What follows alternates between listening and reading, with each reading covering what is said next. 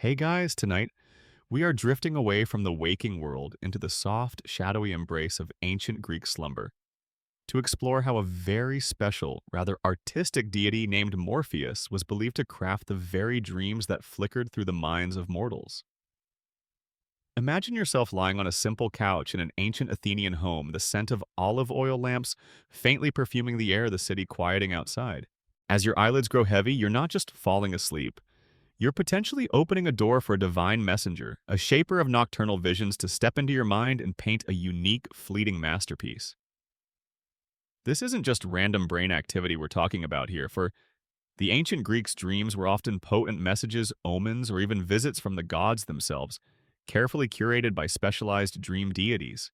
And honestly, if you had to rely on ancient Greek dream interpretation without a good modern therapist on speed dial, you probably wouldn't survive the anxiety of figuring out if that dream about a flying goat meant good fortune, or just that you ate too many figs before bed. So, before you get comfortable, take a moment to like the video and subscribe, but only if you genuinely enjoy what I do here. And as you settle in, maybe drop a comment to let us know where you're listening from and what time it is in your corner of the world. It's always wonderful to see our global community of curious minds and sleepy scholars gathering. Now, dim the lights, maybe turn on a fan for that soft background hum, and let's ease into tonight's journey together. You feel that gentle pull, that lovely weighted sensation as consciousness begins to soften at the edges. You're entering the realm of Hypnos, the Greek god of sleep, a powerful but generally benevolent deity who offered mortals respite from their daily toils. But Hypnos didn't work alone in this shadowy kingdom. He had a whole family, a rather artistic and somewhat enigmatic brood, dedicated to the various facets of the sleep experience. And among them, standing out for his particular skill, was his son Morpheus, the one who specialized in shaping and delivering dreams, specifically dreams that featured human forms. He was, in essence, the divine character actor of the dream world, capable of mimicking any mortal with flawless precision. The ancient Greeks, much like many cultures throughout history, placed great significance on dreams. They weren't simply seen as random firings of a tired brain or a replay of the day's anxieties, though they could certainly reflect those too. Dreams were often considered to be messages from the gods, prophecies, warnings, or even divine visitations. This is a mainstream historical fact. In ancient Greek society, dreams were widely regarded as a means by which the gods communicated with mortals, offering guidance, omens, or direct instructions, and their interpretation was a serious and often sought-after practice. Therefore, the beings responsible for delivering these dreams held a special, if somewhat shadowy, place in their mythology. Morpheus wasn't just some vague, abstract concept of dreaming. He was a specific entity described by poets like Ovid in his Metamorphoses as having a distinct role and remarkable abilities. His name itself derives from the Greek word morphe, meaning form or shape, a direct nod to his talent for crafting lifelike human figures in the minds of sleepers. Imagine him as a divine sculptor or painter, but his medium wasn't clay or pigment. It was the very fabric of your sleeping consciousness. He could fashion a perfect likeness of your long-lost grandfather, your secret crush, or even a king from a distant land, complete with their voice, their gait, their characteristic frown or smile. It was his job to make these dream humans so convincing that you, the sleeper, would have no doubt as to their identity. No blurry, out-of-focus dream characters when Morpheus was on duty. He was all about that high-definition realism, ancient Greek style. But why all this effort? Why have a dedicated god just for human forms and dreams? Well, for the Greeks, messages often came through human interaction, even divine ones. If Zeus wanted to send a warning to a king, it was often more effective if that warning was delivered by a figure the king knew and trusted, or perhaps feared appearing in a dream. Morpheus was the divine go-between, the one who could seamlessly insert these godly communiques into a believable human narrative within the dreamscape. He was the ultimate method actor of Olympus, though his stage was the sleeping mind. There's a quirky though less substantiated tidbit from some folkloric interpretations that suggests Morpheus might have had a particular fondness for appearing as elderly, wise figures when delivering important messages, as their pronouncements would naturally carry more weight. Or perhaps he enjoyed the challenge of mimicking particularly complex or well-known individuals, a sort of divine character study. Maybe he even had a portfolio of his best dream impersonations, though that's probably just our modern brains trying to picture his divine resume. So, as you begin to drift further, now imagine this shadowy artist Morpheus perhaps already considering your own sleeping mind as a potential canvas. What forms might he choose for you tonight? Whose face will he borrow to deliver the fleeting narratives that will fill your slumber? The Greeks believed this was not a haphazard process. Historians still argue whether the Greeks believed all dreams came from divine sources, or if they distinguished between divinely sent oneiroi dreams and more mundane, psychologically driven dreams. But for those significant, vivid dreams, the ones that lingered in the mind long after waking, Morpheus and his kin were the likely artist. You're now gently suspended in that liminal space between waking and true slumber, the perfect state to appreciate the arrival of a dream crafted by Morpheus. But before we delve deeper into his artistic methods, let's take a moment to understand his rather illustrious and decidedly shadowy parentage. Morpheus, our divine dream shaper, hailed from a lineage steeped in the primordial forces of the cosmos, a family that governed the very rhythms of night sleep and the fleeting world of dreams. He wasn't just some minor daemon who happened to be good at illusions. He was part of an ancient and powerful dynasty.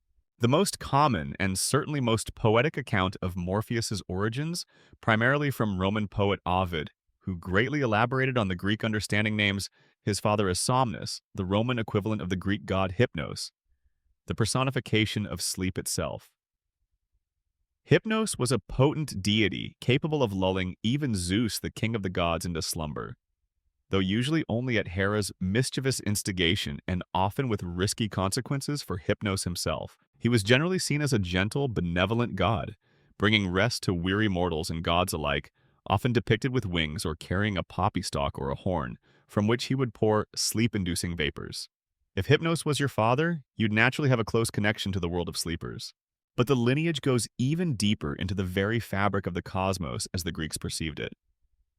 Hypnos himself, and therefore Morpheus by extension, was the son of an even more ancient and formidable goddess Nyx, the primordial goddess of night.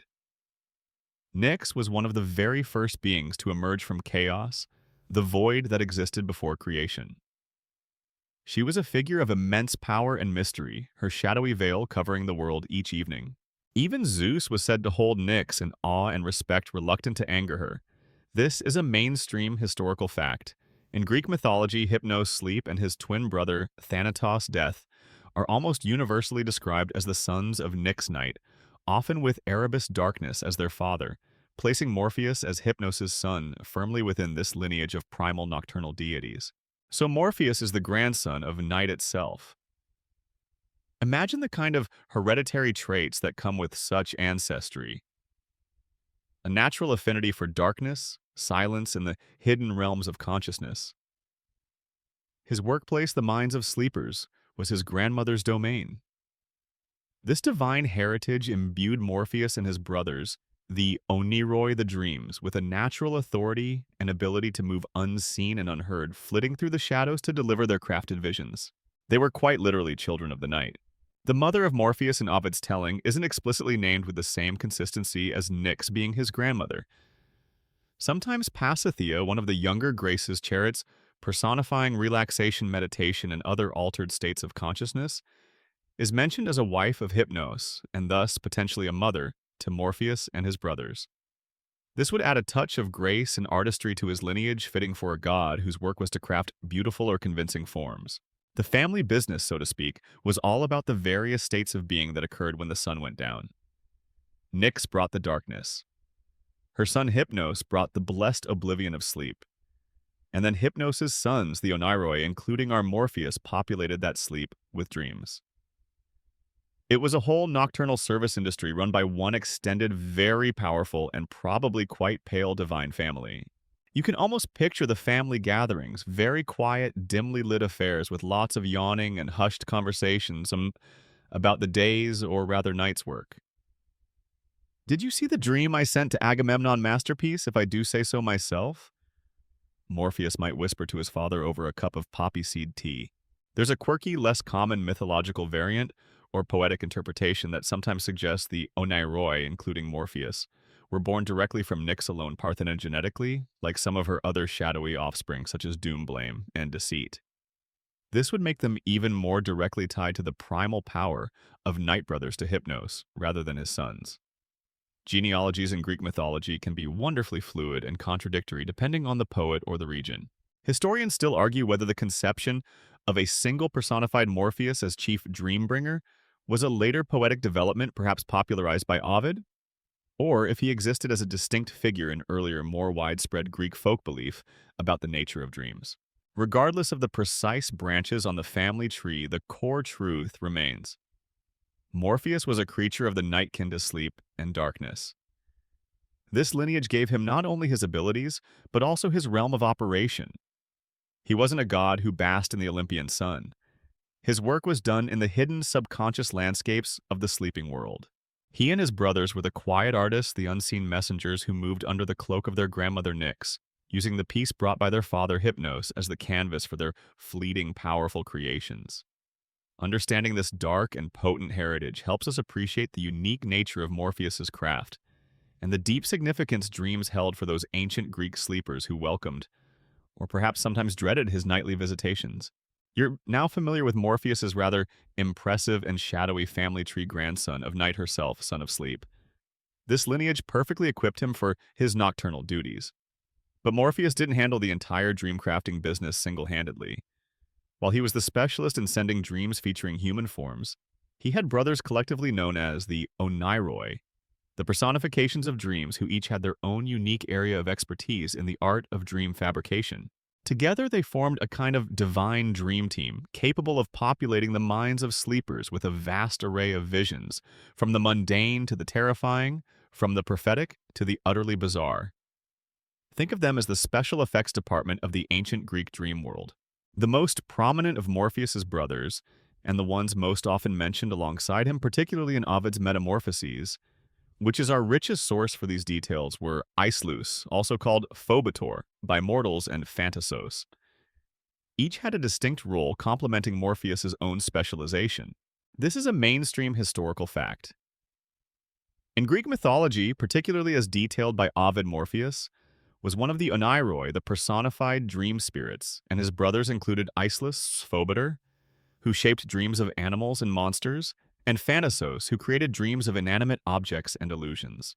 Let's start with Morpheus himself as the lead artist in many ways. As we've touched upon, his name comes from morphe, meaning form or shape. His unique talent was the incredibly skillful imitation of human beings.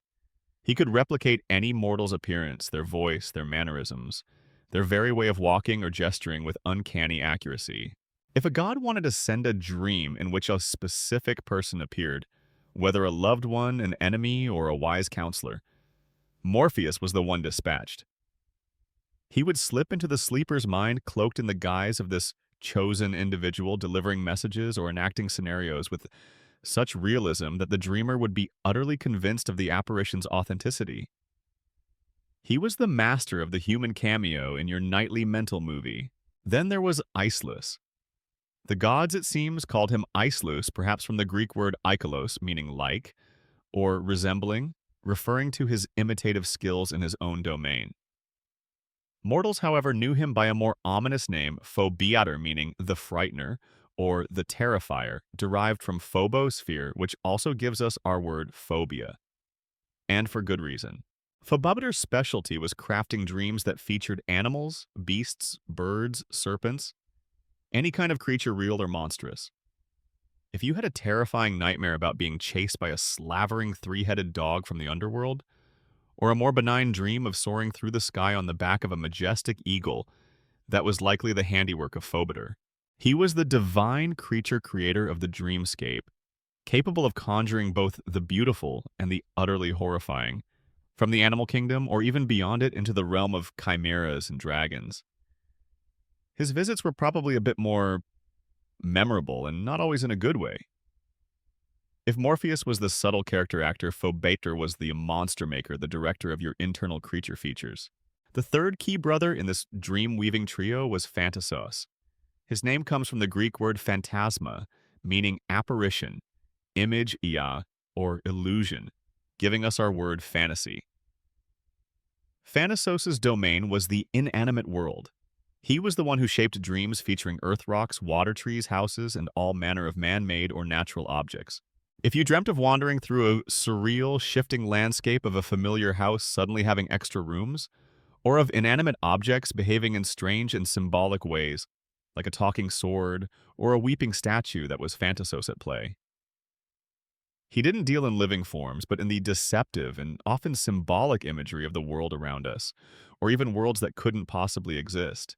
He was the master of surreal set design and inanimate illusions, capable of creating dream environments that were beautiful, unsettling, or deeply puzzling. You can imagine him as the one responsible for those dreams, where the geography just doesn't quite make sense, or where objects take on a life of their own. The Salvador Dali of the Oneiroi, perhaps. Together, these three brothers, Morpheus, Phobetor, Iceless, and Thanatos, could supposedly account for all the varied forms and figures that appeared in dreams. Morpheus handled the human cast, Phobetor the animal kingdom, and monstrous extras and Thanatos the sets, props, and special effects. It was a comprehensive service. Ovid tells us that these three were the most important of the 1,000 sons of Somnus Hypnos, the rest being a more general crowd of unnamed dream spirits, perhaps responsible for the more muddled, less distinct dreams, the background noise of the sleeping mind. There's a quirky little thought that these brothers might have had a friendly, professional rivalry. Perhaps Morpheus prided himself on the subtlety of his human impersonations, while Phobetor reveled in the visceral impact of his terrifying beasts and Thanatos took delight in the sheer weirdness of his illusory landscapes. Did you see how Agamemnon jumped when I sent him that chimera last night? Phobetor might boast. Yes, dear brother. Morpheus might reply with a sigh, but did his treasurer believe it was really his long-lost uncle advising him on fiscal policy? That's the true art. Historians still argue whether the specific delineation of these three oneiroi with their specialized roles was a common belief throughout ancient Greece, or if it was more of a literary systematization by poets like Ovid, who loved to organize and detail the mythological world. Earlier Greek sources like Homer speak more generally of oneiroi dreams, as entities that could be sent by gods without necessarily naming Morpheus or his brothers as the sole craftsmen. However, the concept of dreams having different forms and origins was certainly ancient. These divine artisans, under the gentle reign of their father Hypnos and the shadowy cloak of their grandmother Nyx, worked tirelessly each night, flitting from one sleeping mortal to another. They were the unseen weavers of our nightly narratives, the painters of our internal landscapes, the sculptors of our fears and desires in ephemeral form. Understanding their distinct roles helps us appreciate the richness and complexity the ancient Greeks attributed to the world of dreams, a world meticulously crafted by specialized divine hands. You're now acquainted with the divine dream team, Morpheus, the expert in human guises, and his brothers Phobetor, the animal and monster specialist, and Thanatos, the master of inanimate illusions. Together, these oneiroi populated the sleep of ancient Greeks with a rich tapestry of visions. But where did these dream weavers reside? Where was their workshop, their studio, their point of origin from which they launched their nightly expeditions into mortal minds? The ancient Greeks, with their love for mapping out the cosmos and its various realms, had a specific, if rather shadowy, location for the abode of dreams. A mysterious land often situated at the very edges of the known world, close to the realm of the dead, a place of perpetual twilight. This land of dreams was said to be near the dark realm of Erebos, the primordial darkness that lay beneath the earth, and often associated with the deep, sunless caverns where Hypnos, the god of sleep, had his dwelling. It was a place removed from the sunlit world of waking life, a liminal space between reality and nothingness. Ovid, in his Metamorphoses, gives us one of the most vivid descriptions of this domain. He paints a picture of a deep, silent cave, impenetrable to the sun's rays, where Hypnos resides in a perpetual Cimmerian gloom. There are no sounds here, no crowing cocks, no barking dogs, no rustling leaves. Only in profound, unnerving stillness, conducive to eternal slumber. It's not exactly a cheerful holiday destination, more like the ultimate sensory deprivation chamber. Around Hypnos' ebony couch, poppies and other sleep-inducing herbs were said to grow abundantly, their drowsy influence permeating the air. And it is from this profoundly quiet, deeply shadowed place that the Oneiroi, including Morpheus, were said to emerge. They were the inhabitants of this land of sleep and shadows, their forms perhaps as ephemeral and shifting as the dreams they crafted, until they took on a specific guise to enter a mortal's mind. This is a mainstream historical fact. In Greek mythology, the Oneiroi dreams were believed to dwell in a land at the edges of the world, often in the darkness of Erebos, near the realm of hypnos sleep, and the gates leading to the underworld, emphasizing their connection to night mystery and the threshold between life and death. A key feature of this land of dreams, famously described by both Homer in the Odyssey and Virgil in the Aeneid, though he was Roman, he was heavily influenced by Greek tradition, was the presence of two gates through which dreams passed to reach mortals. These were no ordinary gates. One was crafted from polished horn, and the other from gleaming sawn ivory. The nature of these gates was crucial, for they determined the truthfulness of the dreams that issued forth. Dreams that came through the gate of horn were believed to be true prophecies, genuine messages from the gods, or accurate premonitions. Horn, being a translucent natural material, was perhaps seen as allowing truth to pass through unaltered.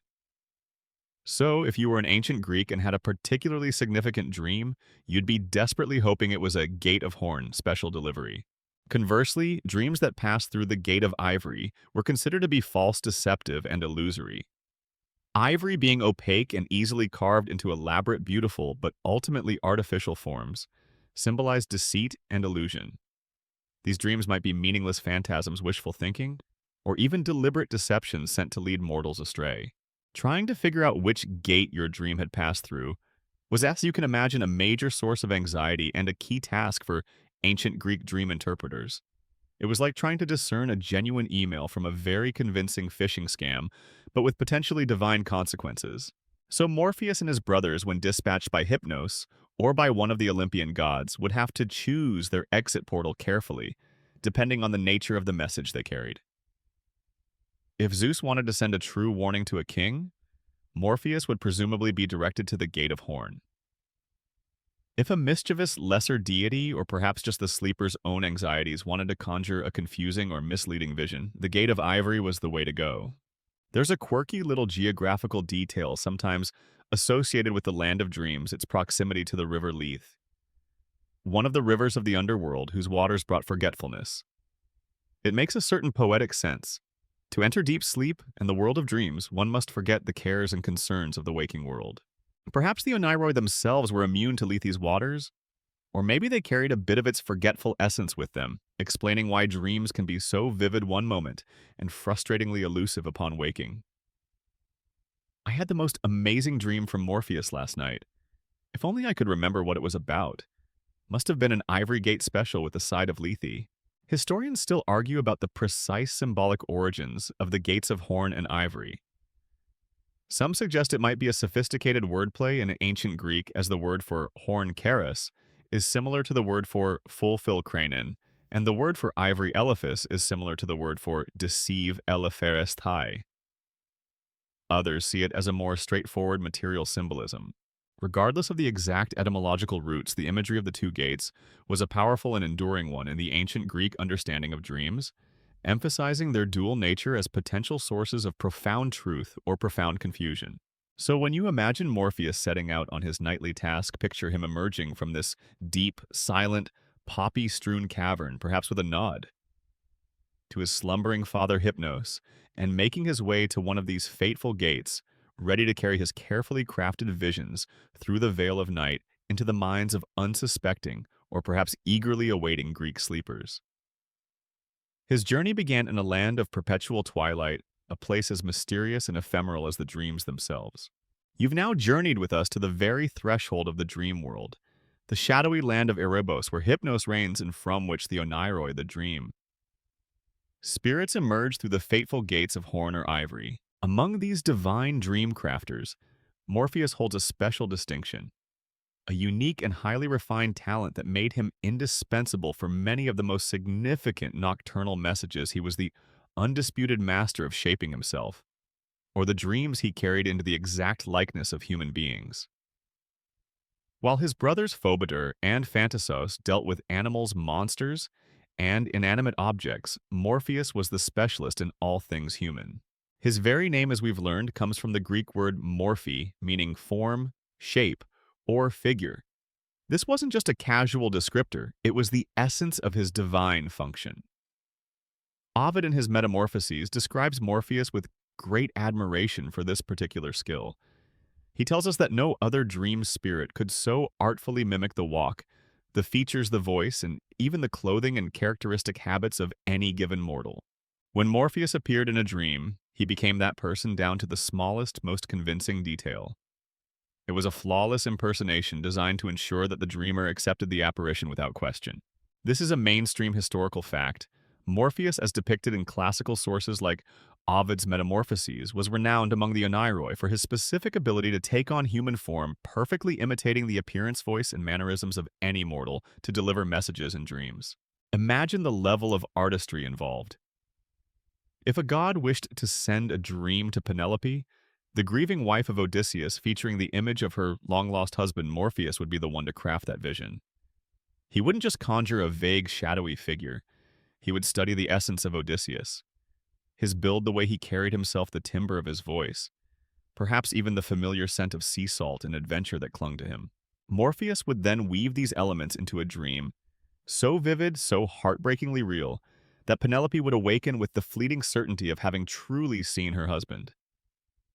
Or consider a king who needed a divine warning. Morpheus might appear as a trusted advisor or revered ancestor, or even the king's own son, delivering the message with the weight and familiarity that only a known human form could convey. It wasn't just about delivering lines, it was about embodying a character, a truly divine form of method acting. This specialization in human forms was crucial because so much of Greek life myth and religion revolved around human interactions and human-like gods.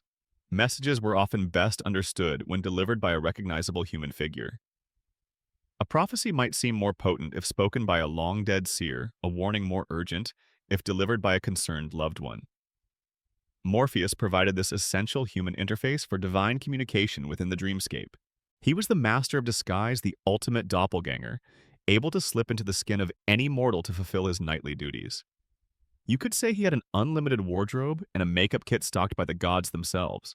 There's a quirky and rather amusing thought that Morpheus might have had to spend a fair bit of his daytime, if such a concept applies in the land of dreams, studying mortals. Perhaps he had a kind of divine people-watching perch, observing the nuances of human behavior, the subtle tics and gestures, the way different people carried their joys and sorrows. How else could he achieve such verisimilitude? Maybe he kept ethereal character sketches or mood boards for particularly important figures he might need to impersonate. Ah yes, King Priam of Troy. Note the slight stoop, the tremor in the left hand when distressed tendency to quote tragic poetry. It's a playful image, but it underscores the dedication to his craft implied by his reputation. The other Oneiroi, his brothers, had their own talents, of course.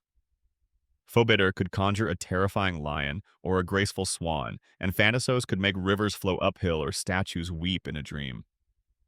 But when it came to the human element, the face-to-face encounter within a dream, Morpheus was unparalleled. Ovid even suggests that Morpheus was the one specifically chosen by his father, Hypnos, to be sent to kings and generals, those important mortals whose dreams could shape the fate of nations, precisely because of this skill in human impersonation. He was the reliable one for high-stakes, character-driven dream narratives. Historians still argue about the precise origins of Morpheus as a distinct named deity. While Ovid gives him prominence, earlier Greek texts often refer more generally to the Oneiros, singular dream spirit, or the Oneiroi, plural, without singling out Morpheus by name for this specific role. It's possible that the detailed characterization of Morpheus as the specialist in human forms was a later poetic or philosophical elaboration, a way to categorize and understand the diverse experiences of dreaming. However, the ancient Greek belief that dreams could feature incredibly realistic apparitions of known individuals was certainly widespread, and having a specific divine entity responsible for such vivid human portrayals makes mythological sense. So when an ancient Greek sleeper felt the presence of a familiar loved one in their dream, or saw a respected leader offering advice, or even an enemy delivering a threat, they might well have believed they were witnessing the artistry of Morpheus. He was the subtle weaver of human presence in the nocturnal theater of the mind, ensuring that the figures who walked through their dreams were not mere phantoms, but convincing lifelike beings, each shaped with divine skill and a profound understanding of mortal form. You now have a clearer picture of Morpheus, the divine master of human disguise, the artist who painted with the palette of mortal forms in the Gallery of Sleep. His ability to perfectly mimic any human was his unique gift among the Oneiroi. But how did he apply this talent? Let's imagine a specific scenario, a common trope in Greek myths and epics: a hero. A great warrior or king is at a critical juncture, perhaps on the eve of a momentous battle or facing a terrible decision. It is at such times that the gods often chose to intervene, and a dream crafted by Morpheus was one of their preferred methods of communication. So, let's witness in our mind's eye Morpheus undertaking the careful crafting of a significant, perhaps even prophetic dream for just such a slumbering hero. Our hero. Let's call him Leonidas for the sake of a noble name, lies asleep in his tent. The fate of his city, perhaps all of Greece, weighing heavily on his mind.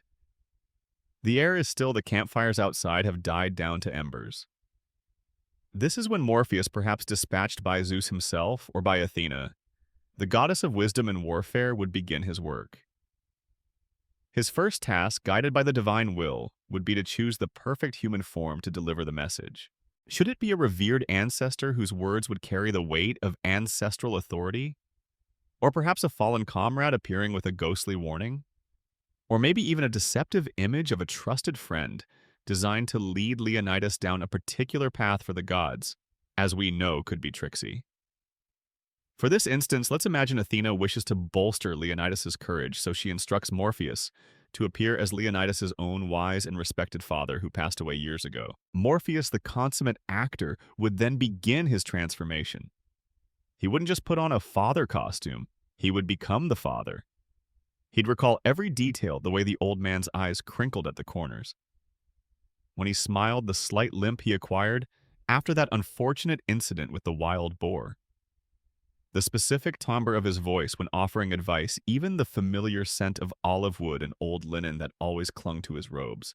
This is a mainstream historical fact.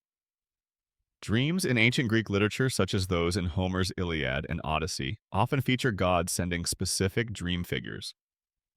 Oneiroi, who take on the appearance of known mortals to deliver messages, warnings, or prophecies to key characters, particularly leaders and heroes at pivotal moments.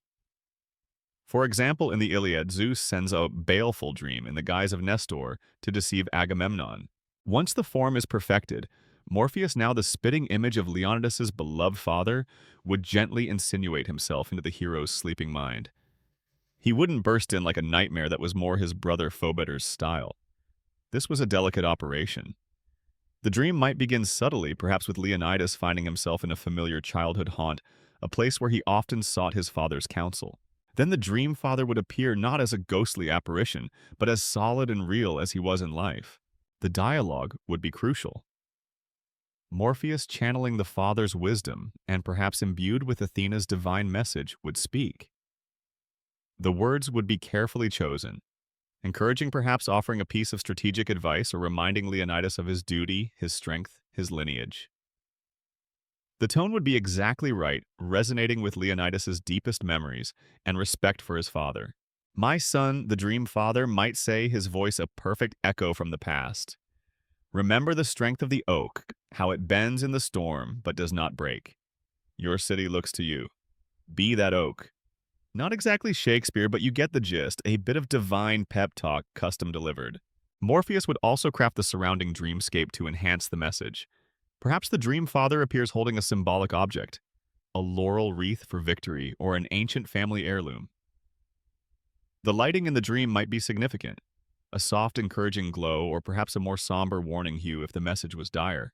Every detail from the expression on the dream father's face to the very air Leonidas seemed to breathe in the dream would be meticulously orchestrated by Morpheus to ensure the message was received and, most importantly, believed.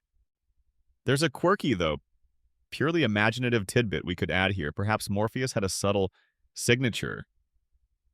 He left in his dreams a tiny, almost unnoticeable detail that was his artistic mark, like a specific recurring background flower or a particular glint of light. Or maybe when impersonating someone, he'd add one tiny, almost imperceptible flaw just to remind himself and the gods that it was an impersonation, a perfect copy but not the original, a nod to his own artistry and the illusory nature of dreams. Almost too perfect, a fellow Oneros might comment. Ah, but did you spot the slightly mismatched sandal buckles? Morpheus might reply with a wink. Historians still argue about the extent to which ancient Greeks believed that they could actively influence or solicit specific dreams, perhaps through rituals or incubation practices at healing sanctuaries, like those of Asclepius versus dreams being purely unsolicited divine interventions. If incubation was practiced, one might pray for a dream from a specific deity or ancestor, and Morpheus would then be the divine agent fulfilling that request, crafting the desired visitation. As the dream reached its climax, its message delivered, Morpheus would begin to withdraw the image of the dream father, perhaps fading gently, leaving Leonidas with a profound sense of having been truly visited, truly guided. Upon waking, our hero would be deeply moved, the dream's vividness and emotional impact making it feel utterly real.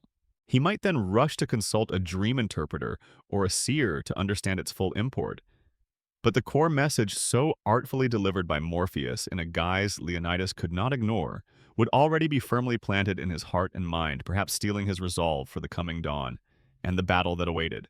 Such was the power and purpose of a hero's dream, meticulously crafted by Morpheus's divine hand. You've just witnessed the hypothetical, yet entirely plausible scenario of Morpheus the divine dream shaper, meticulously crafting a potent vision for a slumbering hero, perhaps altering the course of a battle or a kingdom with his artful impersonation. The dreams of kings and heroes, filled with prophecies, warnings, and divine guidance, were undoubtedly a significant part of Morpheus's portfolio. But what about the ordinary people of ancient Greece? The farmers, the fishermen, the merchants, the housewives? Did Morpheus or his kin also weave their nightly visions? Or were their dreams considered too mundane for divine intervention? While the grand, portentous dreams recorded in epics and tragedies often befell the great and powerful, it's unlikely that the ancient Greeks believed the gods of dreams entirely ignored the common populace. Sleep, after all, was a universal experience, and dreams in all their varied forms visited everyone from the slave in his humble cot to the aristocrat on his cushioned couch. While a peasant's dream might not decide the fate of an empire, it could certainly influence their personal hopes, fears, and daily decisions. It stands to reason that the Oneiroi, in their entirety, would have had a hand in shaping these more everyday nocturnal narratives as well. This is a mainstream historical fact. While epic literature focuses on the dreams of heroes and leaders, ancient Greek society as a whole valued dreams, and common people also sought interpretations for their nightly visions, suggesting a belief that their dreams too could hold meaning or divine influence. Perhaps Morpheus himself, the master of human forms, didn't always take on the grand guise of a long-dead king or a revered prophet for every single dream. Maybe for a simple farmer, worried about his olive harvest, Morpheus might send a dream, featuring the farmer's own sensible, experienced neighbor, offering a snippet of practical, reassuring advice about when to pick the olives. Or for a young woman pining for a particular young man, Morpheus might craft a fleeting, sweet dream where the object of her affection smiles at her in the marketplace. These wouldn't be earth-shattering prophecies, but small, personal visions reflecting the dreamer's own life, their anxieties, and their desires. Alternatively, perhaps Morpheus delegated these more routine human interest stories to some of his less famous unnamed brothers among the thousands of Oneiroi. He might have focused on the VIP dreamers while a whole host of junior dreamweavers handled the everyday accounts. All right, team, Hypnos might announce at the nightly dream briefing. Morpheus, you've got King Agamemnon again. Zeus wants him to feel overconfident. The rest of you spread out among the Athenian citizenry. We've got a lot of anxiety about the price of fish to work through tonight. It's a whimsical image, but it speaks to the idea that all dreams in some way might have a touch of divine artistry. And let's not forget Morpheus's specialized brothers. Phobetor, the shaper of animals and monsters, wouldn't reserve his talents solely for heroic nightmares. A fisherman might dream of a monstrous kraken threatening his boat, a manifestation of his daily perils at sea. A shepherd might dream of wolves circling his flock, a direct reflection of his waking fears.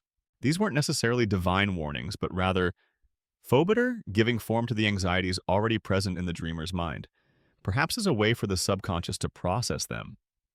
Or maybe sometimes he just did it for a bit of divine amusement. Let's see how this goat herd reacts to a dream about a talking goat with eagle wings. That should liven up his Tuesday.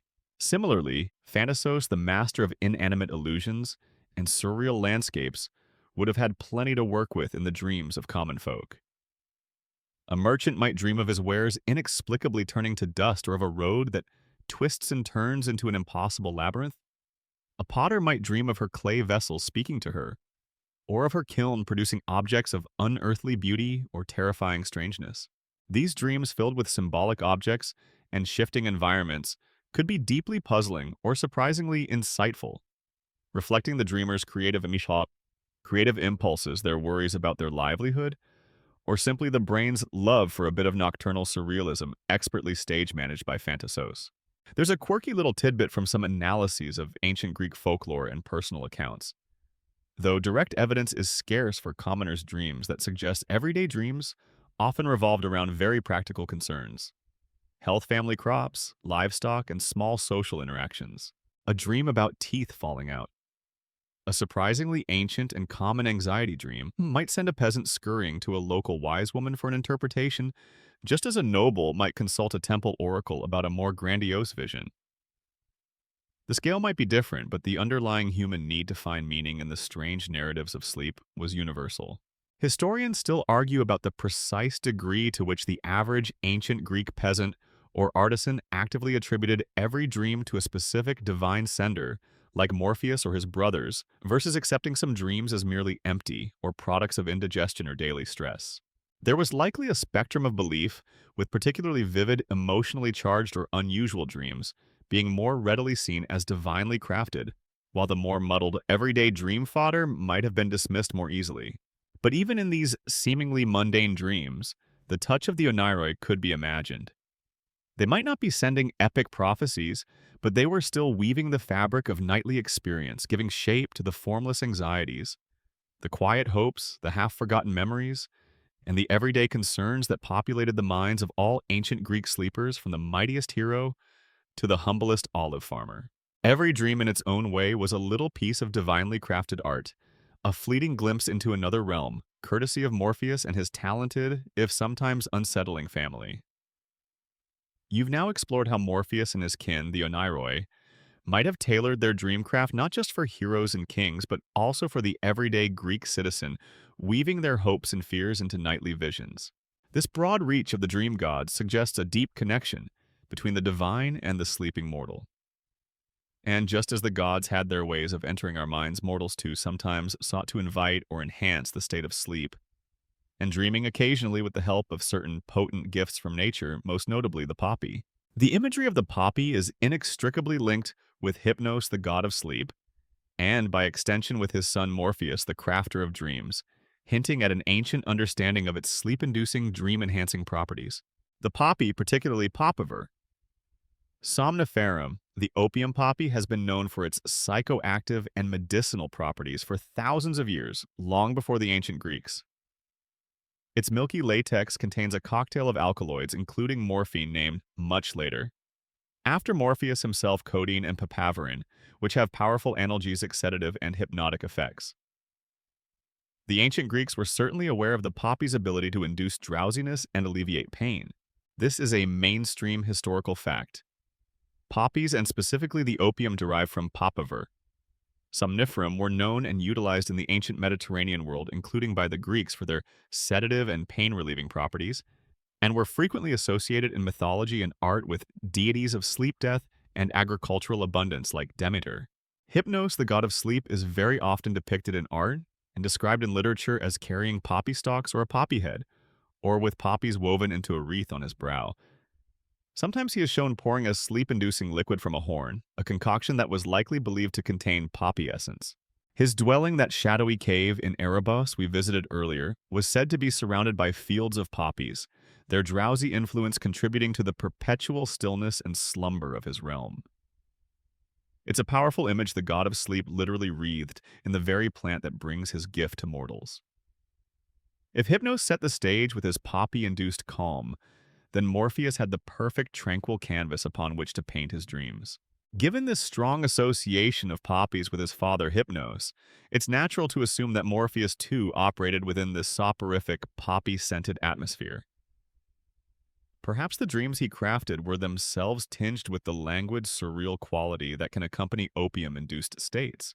Ovid describes Morpheus as having wings that moved with no sound, allowing him to flit silently into the bedchambers of sleepers.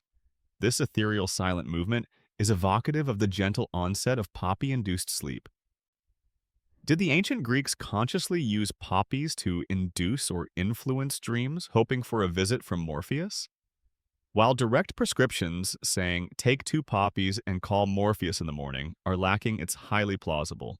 Poppy extracts or preparations might have been used by physicians or wise women to help soothe restless sleepers, alleviate pain that prevented sleep, or perhaps even in ritual context, to encourage a receptive state for divinely sent dreams, especially in healing sanctuaries like those dedicated to Asclepius, where dream incubation, sleeping in a sacred place in hope of a diagnostic or healing dream, was practiced. A little poppy-induced relaxation might have made one more open to Morpheus's artistic endeavors. Or at the very least, it might make you less likely to wake up and spoil his masterpiece halfway through. There's a quirky little tidbit connected to the symbolism of the poppy, its myriad seeds. Some scholars have suggested that the poppy's countless tiny seeds could have symbolized the infinite number and variety of dreams that Hypnos and the Oneiroi could bestow upon mortals. Each tiny seed a potential dream waiting to be planted in the fertile ground of a sleeping mind. It's a rather poetic image linking the plant's physical form to its mythological function. Maybe Morpheus kept a pouch of extra special poppy seeds for his VIP clients, ensuring their dreams were particularly vivid and memorable. Of course, poppies weren't the only substances in the ancient Greek world known for their effects on the mind or body. Wine in moderation was a common relaxant, though too much could lead to a less pleasant, dreamless stupor, or a rather chaotic dreamscape not attributable to Morpheus's fine artistry. Various herbs were also used for medicinal and ritual purposes. Mandrake, for example, was known for its sedative and hallucinogenic properties, though it was also considered quite dangerous and its use likely restricted to specific controlled contexts. Historians still argue about the precise extent and nature of the use of psychoactive substances, including poppy derivatives, in mainstream ancient Greek religious or dream-related practices versus their more clearly documented medicinal applications for pain and sleep. While some theories propose more widespread ritual use to induce altered states for prophecy or divine communion, concrete evidence is often debated and open to interpretation. It's a fine line between a gentle sedative to aid sleep and a potent drug used to actively shape visionary experiences. But the imagery of the poppy, with its delicate nodding head and its promise of gentle oblivion and vivid dreams, remains powerfully linked to Hypnos and his son, Morpheus. It represents that soft surrender to the night, that moment when the conscious mind releases its grip and allows the dream weavers to begin their work. The poppy's embrace was, in a way, the overture to the opera of dreams, setting the stage for Morpheus to introduce his cast of characters and unfold his nightly narratives in the quiet theater of your slumbering mind. You're now comfortably nestled in the poppy-scented embrace of Hypnos, the god of sleep, a state of serene receptivity perfect for a visit from his son, Morpheus, the master dreamcrafter. As Morpheus prepares to dispatch his carefully fashioned visions into the minds of slumbering mortals, he and his fellow Oneiroi must choose which of 2 very specific, very significant portals to pass through the Gate of Horn or the Gate of Ivory. This choice was not arbitrary. It was laden with meaning, for it determined the very nature and truthfulness of the dream that would follow. These weren't just fancy exits from the land of dreams. They were critical arbiters of nocturnal veracity. This striking imagery of the 2 gates is one of the most enduring and fascinating aspects of the ancient Greek understanding of dreams, famously described by Homer in Book 19 of the Odyssey and later echoed by the Roman poet Virgil in Book 6 of the Aeneid. Penelope, the long-suffering wife of Odysseus, speaks of these gates as she recounts a perplexing dream to a disguised Odysseus. She explains that dreams which issue forth from the gate of sawn ivory are deceptive, bringing messages that will not be fulfilled, filled with empty hopes. However, dreams that pass through the gate of polished horn are true and portend events that will genuinely come to pass. This is a mainstream historical fact. The concept of 2 gates for dreams, one of horn for true dreams and one of ivory for false dreams, is a significant motif in classical literature, notably in Homer's Odyssey, reflecting the ancient Greek belief in the dual nature of dreams as potential sources of both truth and illusion. Imagine Morpheus having received his divine commission, perhaps from Zeus to send a true prophecy, or from a lesser, more mischievous deity, or even just the chaotic ether of dream stuff to send a confusing illusion. He would approach these two portals each with its distinct material and symbolic weight. The gate of horn, perhaps a more rustic, unadorned structure made from the translucent layered keratin of animal horns, allowed the truth to shine through, albeit sometimes in veiled or symbolic forms that still required careful interpretation. If Morpheus carried a divinely ordained vision, a genuine warning, or a glimpse of future events, this was his designated exit. The dreams passing through here were considered krinomenoi, those that are fulfilled. On the other hand, the gate of ivory stood gleaming, perhaps intricately carved, and beautiful to behold, fashioned from the dense, opaque, and valuable tusks of elephants. But this beauty was deceptive. Dreams that emerged from the gate of ivory were elepharomenoi, those that deceive.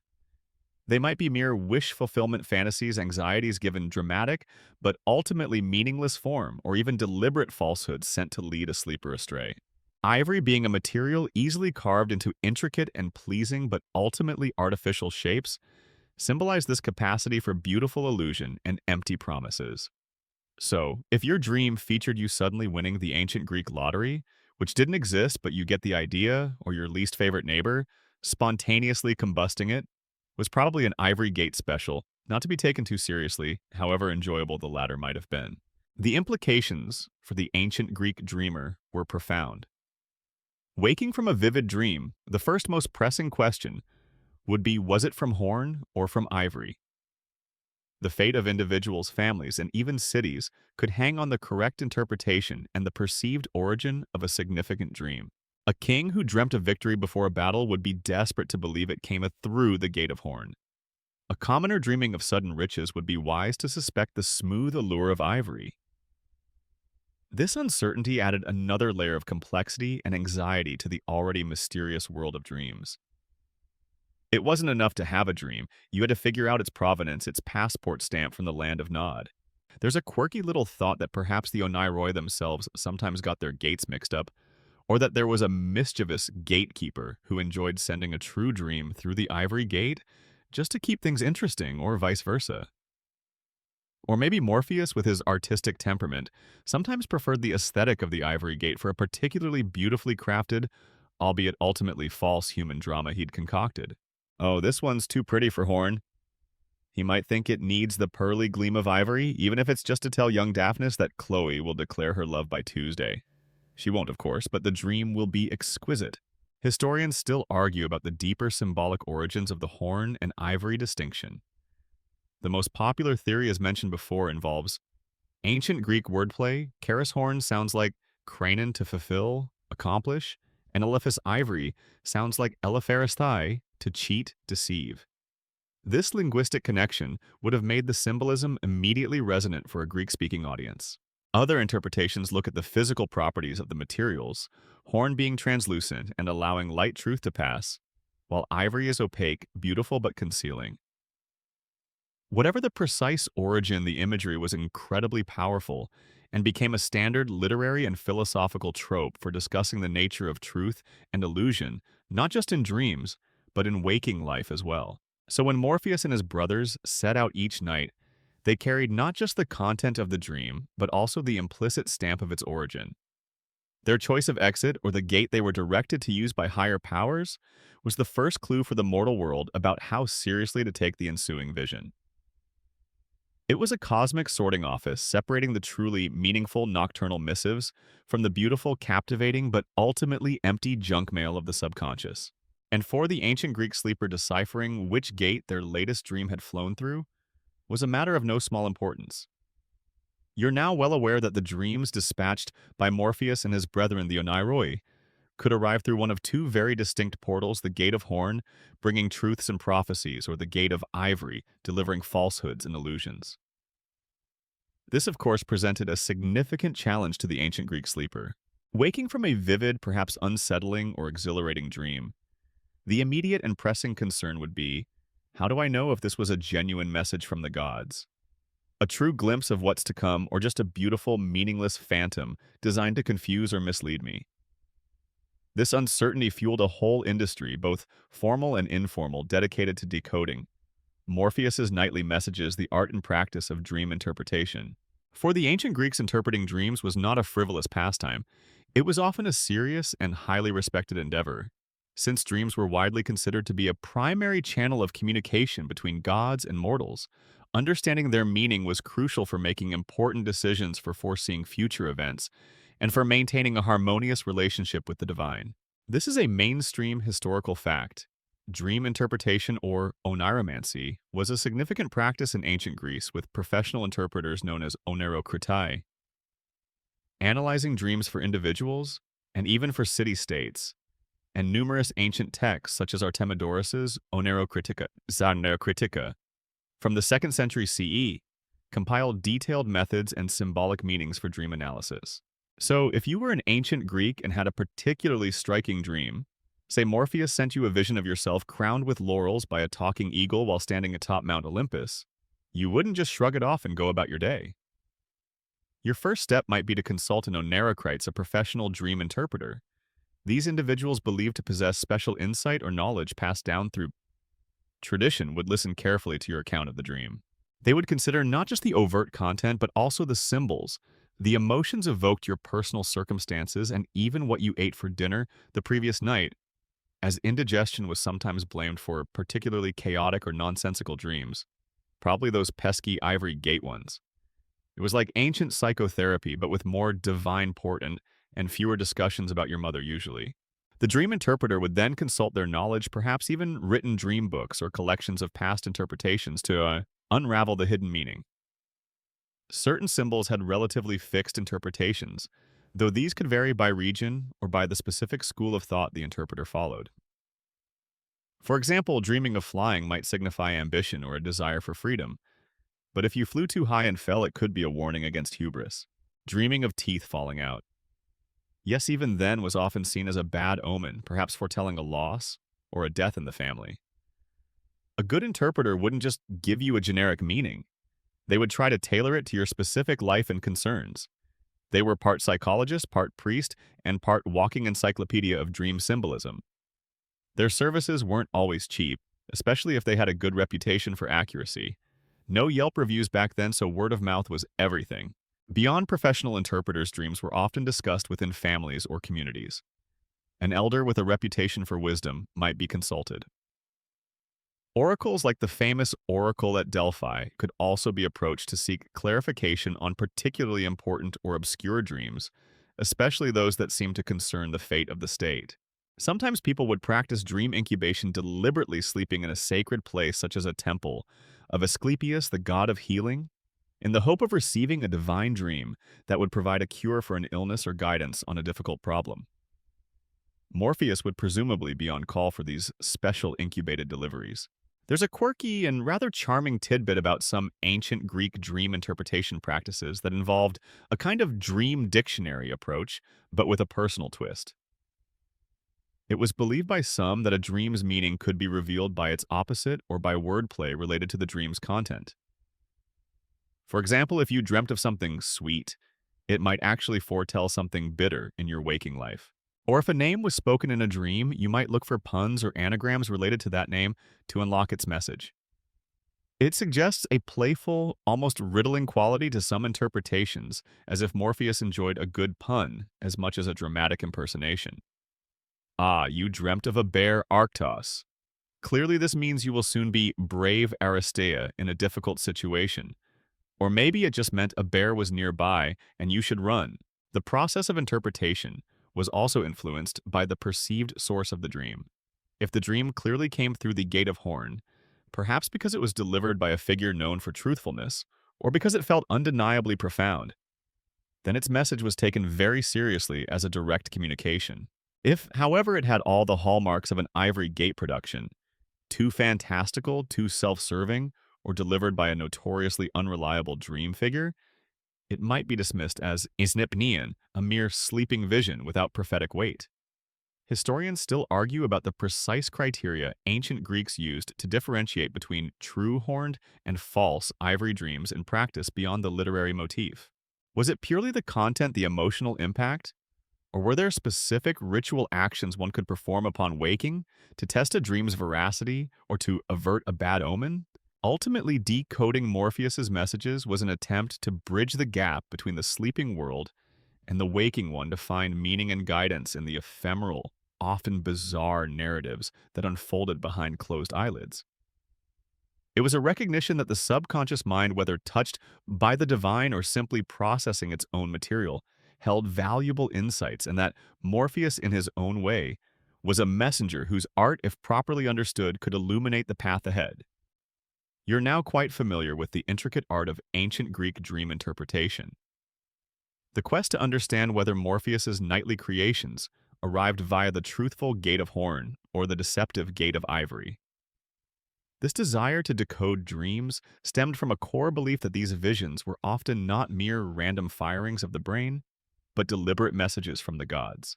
Morpheus and his fellow Oneiroi, while powerful in their own right as children of night and sleep, often acted as divine messengers, intermediaries, carrying the will warnings or prophecies of the greater Olympian deities to slumbering mortals. Morpheus, with his special talent for human impersonation, was a particularly favored courier for these celestial communiques. Imagine the Olympian Council on Mount Olympus. Zeus, king of the gods, has a crucial message for a mortal king on earth. Perhaps a command to go to war, a warning about impending disaster, or even a subtle piece of advice for a favored hero. He wouldn't typically descend from his golden throne in a flash of lightning to deliver this message in person during waking hours. That was often too direct, too disruptive, or perhaps just too much effort. A dream was a far more subtle and often more psychologically potent method. This is a mainstream historical fact. In Greek mythology and literature, major Olympian gods like Zeus, Hera, Apollo, and Athena are frequently depicted as sending dreams oneiroi to mortals to convey their will influence events, or offer prophecies using these nocturnal visions as a key channel of divine human communication. Morpheus, as the specialist in human forms, would be the perfect agent for such a task. So, Zeus might summon Hypnos, the god of sleep, and instruct him to dispatch a dream. Hypnos, in turn, would delegate the specific crafting and delivery to one of his sons, most likely Morpheus, if the dream required a human apparition. Morpheus would then receive his divine briefing, appear to King Agamemnon in the guise of his trusted old counselor Nestor. Zeus might command as he does in Homer's Iliad. Tell him to prepare his armies for battle, for victory is assured.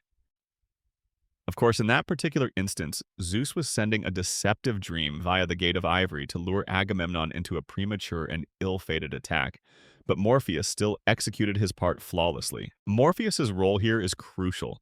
He isn't just a passive conduit, he's an active shaper of the divine message.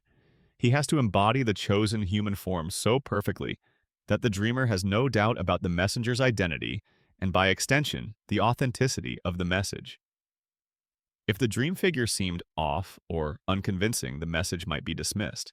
So Morpheus's artistry was directly in service to the Olympian gods, ensuring their pronouncements were delivered with maximum impact and believability within the dream state. He was the divine equivalent of a highly skilled diplomat or a master spy carrying sensitive information across the threshold of consciousness. It wasn't just Zeus who utilized Morpheus's services. Hera, queen of the gods, might send Morpheus to a queen or princess with dreams concerning marriage, childbirth, or dynastic intrigue. Apollo, god of prophecy, might use Morpheus to deliver a more enigmatic, symbolic dream that required further interpretation, perhaps by Apollo's own priests at Delphi. Athena, goddess of wisdom and strategy, could dispatch Morpheus in the guise of a mentor to guide a favored hero. Even gods with less direct involvement in human affairs might occasionally require a dream to be sent at, and Morpheus, with his versatile skills, would be ready. You could imagine him having a very busy schedule, flitting from one divine client to another, meticulously crafting each dream to order. Okay, Hera needs a dream of a talking peacock for Queen Clytemnestra. Apollo wants a cryptic vision of a laurel wreath turning into a snake for the priestess at Didyma, and Zeus has another "you're going to win LOL" dream for some unfortunate general. It's going to be a long night. There's a quirky thought that Morpheus might have developed subtle ways of indicating which god was the ultimate source of the dream he was delivering, even while disguised as a mortal. Perhaps a faint scent of eagle feathers for Zeus, a shimmer of olive leaves for Athena, or an almost imperceptible echo of a lyre for Apollo, woven into the fabric of the dream for the truly perceptive dreamer or interpreter to catch. This is pure speculation, of course, but it adds a layer of intrigue to his role as a divine messenger. Historians still argue about the precise hierarchy and lines of communication within the realm of dreams. Was Morpheus always directly commanded by an Olympian? Or did he and his father Hypnos have some autonomy in sending dreams they deemed appropriate or necessary? Could lesser deities or even nature spirits petition Morpheus to deliver dreams on their behalf? The myths are not always specific on these operational details, but the overarching theme is that the dream world was not isolated. It was an active channel for communication between the divine and mortal realms, with Morpheus acting as a key facilitator. His ability to take on human form made him particularly valuable because it allowed the gods to communicate in a way that was relatable and emotionally resonant for mortals. A divine command from an abstract, terrifying god form might be overwhelming or easily dismissed as a mere nightmare. But a message delivered by a beloved ancestor, a trusted friend, or a respected authority figure, all perfectly impersonated by Morpheus, would penetrate much deeper into the dreamer's psyche, carrying both the weight of the divine sender and the familiarity of the human guise.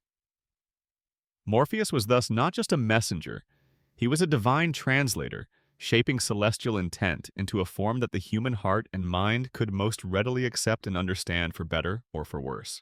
You've now seen Morpheus in his crucial role as a divine messenger, skillfully crafting human forms to deliver the will of the Olympian gods to unsuspecting sleepers.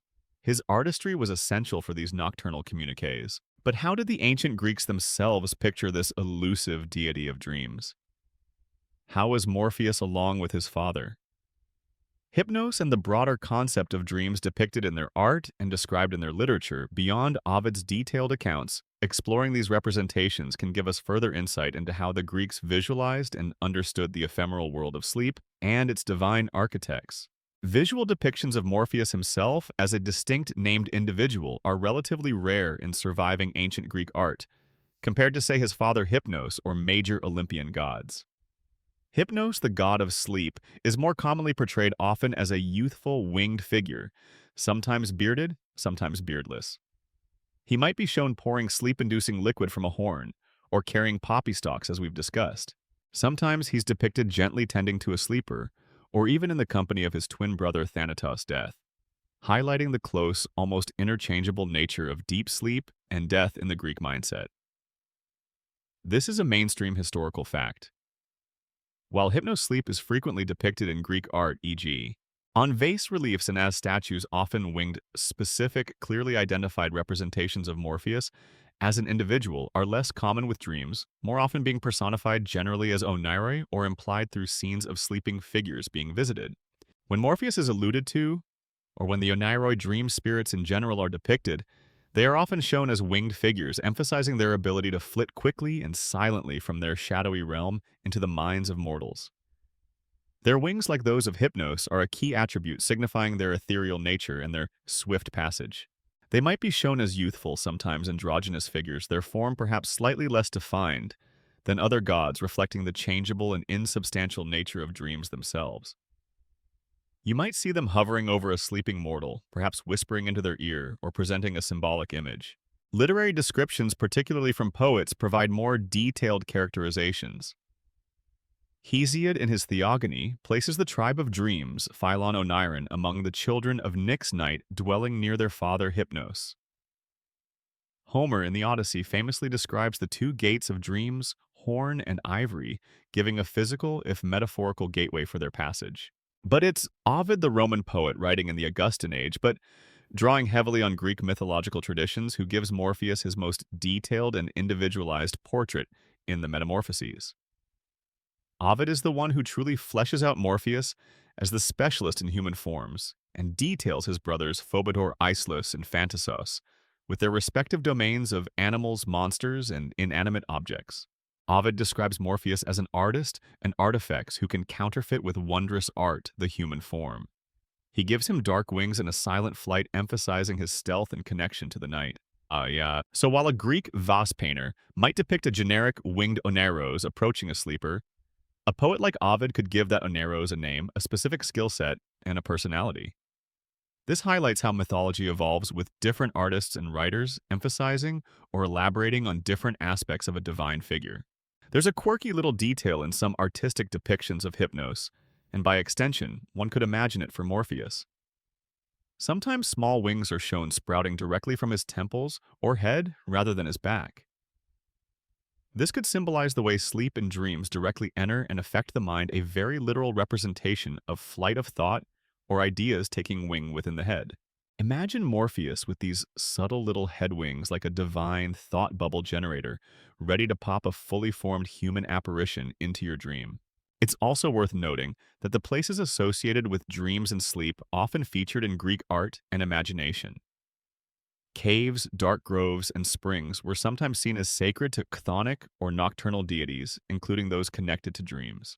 Sanctuaries of healing gods like Asclepius, where dream incubation was practiced, would have specific architectural features designed to promote sleep and visionary dreams. Quiet, dark abaton chambers, where supplicants would sleep hoping for a divine visitation from the god, likely facilitated by Morpheus or his kin. These spaces themselves became part of the artistic and ritual landscape of dreaming. Historians still argue about the extent to which the highly detailed and somewhat systematic portrayal of the Oneiroi by Ovid reflects earlier lost Greek sources or his own poetic embellishment and organization. Was Ovid reporting on a well-established Greek belief about Morpheus Phobodor and Phantasos? Or was he taking more general ideas about dream spirits and giving them clearer, more defined roles for his narrative purposes? It's a classic question in the study of mythology, the interplay between traditional belief and individual artistic interpretation. What is clear is that the ancient Greeks, whether through the generalized image of a winged dream spirit or the more specific character of Morpheus, saw dreams not just as internal phenomena, but as entities or messages that came from outside the sleeper, from a divine or supernatural realm. There are in literature, even if not always providing a consistent, detailed portrait of Morpheus himself, consistently reinforce this idea of dreams as powerful, often divinely orchestrated visitations that required careful attention and interpretation. The very act of trying to depict an invisible internal experience, like a dream in visual art or vivid poetry, shows how deeply these nocturnal narratives captivated the Greek imagination and how important the crafters of those narratives, like Morpheus, were in their understanding of the world. You've now seen how Morpheus was visualized, however elusively, in ancient Greek art and literature, primarily as the skilled craftsman of human forms in our dreams, often a messenger for the Olympian gods. His work, while sometimes delivering unsettling truths or even deceptions via the ivory gate, was generally focused on believable human interaction within the dreamscape. But Morpheus was not the only Oneiros with a powerful impact on the nightly visions of ancient Greek sleepers. He had brothers, and one in particular known to mortals as Phobodor, specialized in a far more visceral and often terrifying form of dream artistry, the conjuring of beasts, monsters, and all manner of frightening apparitions. If Morpheus was the subtle character actor of your dreams, Phobodor was the director of your internal horror movies. As we touched upon earlier, the gods had a different name for this particular dream weaver. They called him Islus, perhaps referencing his skill in creating things that were like or resembling real creatures, or even fantastical ones. But mortals who experienced his handiwork as raw primal fear knew him by the name Phobodor, meaning the frightener or the terrifier. This name alone tells you much about his specialty. His role, as detailed by Ovid, was to take on the form of any beast bird or serpent, filling dreams with the wild, the untamed, and the monstrous. This is a mainstream historical fact. In Ovid's Metamorphoses, Phobodor, also called Islus by the gods, is presented as one of the Oneiroi, a son of Somnus Hypnos whose specific function was to appear in dreams in the guise of animals, monsters, and other non-human creatures, often to inspire fear. Imagine the dreams Phobodor might craft. For a shepherd sleeping uneasily on a hillside, Phobetor might conjure a pack of unnervingly large shadow-black wolves with eyes like burning coals, silently circling his flock. For a sailor nodding off at his post, he might send a vision of a colossal squid with writhing tentacles emerging from the inky depths, threatening to crush the ship. For a child tucked into bed, perhaps a hissing gorgon with snakes for hair, or a snorting minotaur navigating the labyrinth of their bedchamber. These weren't just vague anxieties. Phobetor gave them form movement and terrifying reality within the dream. He was the master of the jump scare ancient Greek style. His work probably led to many an ancient Greek sleeper waking up in a cold sweat heart, pounding, muttering, "By Zeus, that was not Morpheus." This specialization is interesting because it highlights the Greek understanding that dreams weren't just about messages or human interactions. They could also be deeply primal, tapping into instinctual fears of the natural world and the monstrous unknown. Phobetor's creations were the personification of those fears. He didn't necessarily need to deliver a complex narrative or a divine edict. His purpose was often to evoke a powerful emotional response, primarily terror. This could, of course, serve a purpose. A dream of a dangerous beast might be a very effective, if unpleasant, divine warning to avoid a certain path or to be more vigilant. Or it could simply be the gods having a bit of fun at mortal expense, or the subconscious mind working through its anxieties about the wild and unpredictable aspects of life. One can imagine a sort of divine division of labor. If a god wanted to send a nightmare to a king, to unnerve him, they might specifically request Phobetor's services. Hypnos, old boy. Zeus might say King Creon is getting a bit too arrogant. Send Phobetor down there tonight with his giant eagle with the voice of a disappointed tax collector routine. That should sort him out. Morpheus would handle the human-shaped rebukes. Phobetor dealt with the creature features. There's a quirky fringe idea that perhaps some ancient Greek monster myths themselves might have been partly inspired or reinforced by particularly vivid Phobetor-crafted nightmares that were then recounted and embellished in the telling. If enough people dreamt of a specific type of terrifying creature after, say, a local volcanic eruption or earthquake events, that might inspire collective anxiety and strange dreams. Stories of that creature might take root in local folklore. Phobetor, in this sense, could have been an unintentional, or perhaps intentional, if he enjoyed the fame co-author of some regional bestiaries. The contrast between Morpheus and Phobetor is quite telling. Morpheus's art was one of subtlety, realism in human portrayal, and often coherent narrative or message. Phobetor's art was one of impact, primal fear, and the raw power of the non-human. While Morpheus might craft a dream of a deceased ancestor offering gentle advice, Phobetor would craft a dream of that same ancestor's tomb being guarded by a slavering Cerberus with 3 heads, each one reciting bad poetry. Okay, maybe not the bad poetry, but you get the idea of his different, more alarming focus. Historians still argue about the degree to which the ancient Greeks differentiated between various types of bad dreams. Were all nightmares attributed to Phobetor, or were there other minor fear-inducing spirits, or were some simply seen as the product of illness or a troubled mind without divine intervention? The systematization provided by Ovid is very neat, but popular belief might have been more fluid and less specific about which dream god was responsible for last night's vision of being chased by a very angry and surprisingly fast snail. Phobetor's role reminds us that the dream world for the ancient Greeks was not always a place of gentle messages or wise counsel. It could also be a realm of terror, a place where their deepest anxieties about the natural world, the monstrous and the unknown, could take vivid, terrifying shape.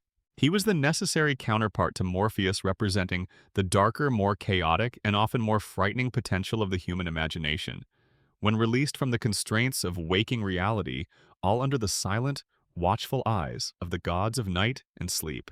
His were the dreams you definitely didn't want to linger over with your morning cup of probably not frothy wine.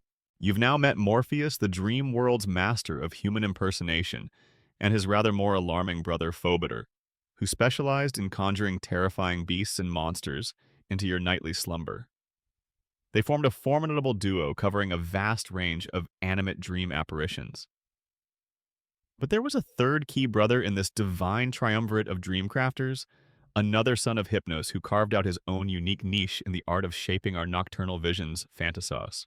His specialty was the inanimate world, the realm of objects, illusions, and the often bizarre, surreal landscapes that can form the backdrop or even the central focus of our dreams. If Morpheus built the characters and Phobetor provided the scary extras, Phantasos was the set designer, the prop master, and the director of special inanimate effects. As his name suggests, derived from the Greek phantasma meaning apparition, image, or illusion, giving us our words fantasy and phantasm, Phantasos was an expert in creating deceptive and often wondrous or deeply unsettling inanimate imagery. Ovid, our primary guide to these dream siblings, tells us that Phantasos could artfully imitate earth rocks, water trees, and all inanimate things. This is a mainstream historical fact.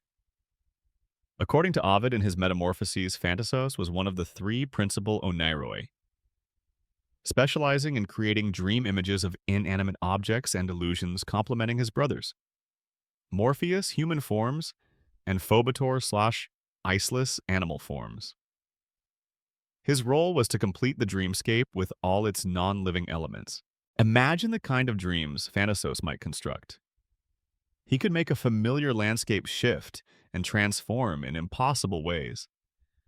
Mountains might turn to water, trees might grow cutlery instead of leaves, or your own house might suddenly sprout wings and fly away. He could make inanimate objects behave as if they were alive. A statue might weep tears of blood, a sword might speak prophecies, or the very stones of a road might rise up to block your path. These weren't necessarily nightmares in the terrifying creature-filled sense that Phobetor delivered, but they could be deeply disorienting, symbolic, or filled with a strange, dreamlike logic that defied waking understanding. Phantasos was the master of the uncanny valley, but for objects and environments. He was probably responsible for those dreams where you're trying to run, but the ground turns to treacle, or where a door you desperately need to open keeps shrinking. His work was essential for creating a complete and immersive dream world. Morpheus might provide the perfect human form of a messenger, and Phobetor might add a symbolic animal, but Phantasos would craft the specific room in which the messenger appears. The quality of the light filtering through the window, the texture of the chair the dreamer imagines sitting on, and perhaps even the strange, out-of-place pineapple inexplicably resting on the mantelpiece. He filled in all the details, the background scenery, and the often symbolic props that give dreams their unique, sometimes baffling character. He was the god of "why is there a fish in a tree" type dreams. One could imagine Phantasos taking a particular artistic delight in the surreal and the paradoxical. Perhaps he enjoyed creating dreamscapes that subtly violated the laws of physics, or that juxtaposed ordinary objects in extraordinary, thought-provoking ways. A dream crafted by Phantasos might not carry an obvious narrative message, like one from Morpheus impersonating an ancestor, but it could be rich in symbolism, prompting the dreamer and their interpreter to ponder the meaning of its strange, inanimate elements. Why did I dream of a river flowing with honey or a tree made of bronze? These were the kinds of questions Phantasos' handiwork would inspire. There's a quirky little idea that Phantasos might have been the go-to dream crafter for artisans, architects, or anyone whose waking life revolved around shaping and creating inanimate objects. Perhaps a potter struggling with a new design might receive a dream from Phantasos featuring a vessel of unearthly beauty and perfect form. Or an architect might dream of a magnificent, impossible building, its geometry both inspiring and perplexing. Phantasos could provide divine inspiration, or perhaps divine frustration through these visions of perfected or bizarrely altered inanimate things. I dreamt of a self-stirring cauldron last night. The village cook might exclaim, Phantasos is clearly hinting I need an assistant. His illusions weren't always benign or inspiring, of course. He could create deceptive appearances. A treasure chest that turns out to be full of dust. A sturdy-looking bridge that crumbles as you step on it, or a beautiful, inviting oasis in the desert that proves to be a mirage. In this, his work could complement the deceptions sent through the Gate of Ivory. A false message delivered by Morpheus might be made all the more convincing if it occurred in a dreamscape artfully constructed by Phantasos to appear trustworthy and appealing. Historians still argue about how literally the ancient Greeks interpreted the inanimate nature of Phantasos' creations. Did they believe he only dealt with things that were truly lifeless? Or could his domain extend to creating the appearance of things that seemed real but were ultimately illusions, even if they had a semblance of life? The boundaries between the Oneiroi's specialties might have been somewhat fluid in popular imagination, or perhaps they collaborated on particularly complex dream productions, like a divine film crew. Together, the trinity of Morpheus, Phobetor, and Phantasos covered the full spectrum of dream imagery. Morpheus populated dreams with recognizable human figures bringing messages and familiar interactions. Phobetor unleashed the beasts and monsters tapping into primal fears and instincts. And Phantasos, the often overlooked master of the inanimate, provided the rich, symbolic, and sometimes utterly surreal environments in which these dream dramas unfolded. He was the shaper of the silent witnesses, the dream world's architect of landscapes, both beautiful and bizarre, reminding sleepers that even the most ordinary objects could hold extraordinary meaning in the fleeting phantasmagorical realm of night. You've now journeyed with Morpheus and his brothers Phobetor and Phantasos through the shadowy dream-crafting studios of ancient Greece. You've seen Morpheus meticulously shaping human forms, Phobetor conjuring fearsome beasts, and Phantasos weaving illusions from inanimate objects. You've visited their abode near the gates of horn and ivory, pondered the significance of poppy-induced slumber, and considered how gods and mortals alike sought meaning in these nightly visions. As our exploration of how Morpheus crafted dreams for ancient Greek sleepers draws to its gentle close, it's worth reflecting on the enduring legacy of this fascinating deity and the concepts he embodied. For even though the pantheon of ancient Greek gods is no longer actively worshipped, Morpheus, in a way, still visits us every night. The most direct and obvious legacy of Morpheus is in our language. When we speak of falling into the arms of Morpheus, we are directly invoking this ancient Greek god of dreams, acknowledging him as the bringer of sleep and the visions that accompany it. The very word morphine, that powerful opium-derived analgesic and sedative named in the 19th century, pays homage to Morpheus, linking his name to the poppy's ability to induce a state of drowsy, dream-filled oblivion. These linguistic echoes are a testament to the powerful hold that the classical understanding of dreams and the figure of Morpheus in particular has had on Western culture. This is a mainstream historical fact. The name Morpheus, the Greek god of dreams, has had a lasting impact on language and culture, most notably lending his name to the potent analgesic drug morphine and the common idiom, "in the arms of Morpheus," to describe being asleep.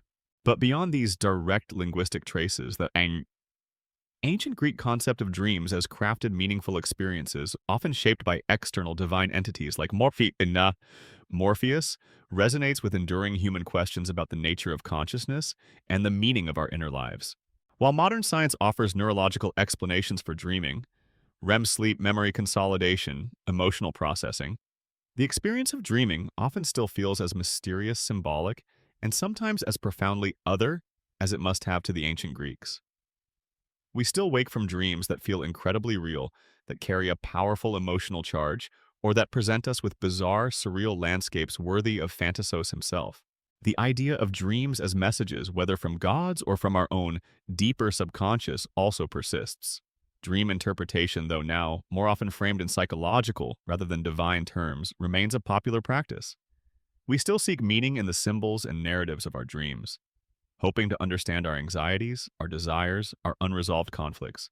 In this sense, we are still in a way trying to decode Morpheus's messages, even if we now see him as a metaphor for the creative storytelling aspect of our own minds. Perhaps Morpheus isn't an external deity, but the Jungian archetype of the wise old man, or the trickster, or the beloved appearing from the depths of our own psyche.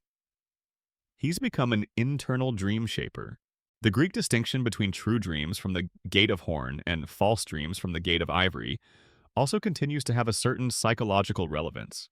We all know the experience of a deeply reassuring dream that feels true and uplifting versus a confusing, anxiety-ridden dream that we instinctively feel is just a dream best dismissed. Our intuition still tries to sort the horned from the ivory, the meaningful from the illusory. It's a bit like trying to decide if that amazing online deal is legitimate or just a very convincing pop-up ad from the digital equivalent of the Ivory Gate. There's a quirky, rather modern way Morpheus's legacy lives on in fiction and popular culture. From Neil Gaiman's portrayal of Dream, often equated with Morpheus in the Sandman comic series, to characters in movies and video games who can manipulate dreams, the idea of a powerful entity who crafts or controls our nocturnal visions continues to fascinate us. These modern interpretations often play with the same themes. The Greeks explored the power of dreams, their potential for prophecy or deception, and their deep connection to our innermost selves. Morpheus, it seems, is still a compelling character, even after all these centuries. Historians still argue about the precise level of belief versus metaphor in the ancient Greek understanding of gods like Morpheus. Did every Greek literally believe a winged deity was handcrafting their dream of losing their teeth? Or was Morpheus sometimes a poetic way of personifying the mysterious process of dreaming itself?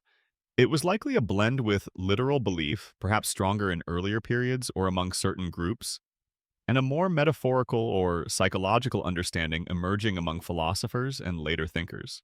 But regardless of the precise nature of their belief, the ancient Greeks, through figures like Morpheus Phobetor and Phantasos, gave us a rich and imaginative framework for thinking about dreams. They acknowledged their power, their beauty, their terror, and their profound connection to the human condition. They saw dreams not as mere fluff, but as a significant realm of experience worthy of divine artists and careful mortal interpretation. So the next time you find yourself drifting off, perhaps you'll spare a thought for Morpheus, the original dream weaver, and the long lineage of artists, storytellers, and sleepy thinkers who have pondered the meaning of his ephemeral nightly creations. His craft endures in the quiet theater of your mind. And so, our journey into the realm of Morpheus, the divine artisan of ancient Greek dreams, comes to its gentle end. The shadowy figures of night and sleep and their skilled children. The Oneiroi begin to recede into the mists of mythology, their work for this night and for this story now complete.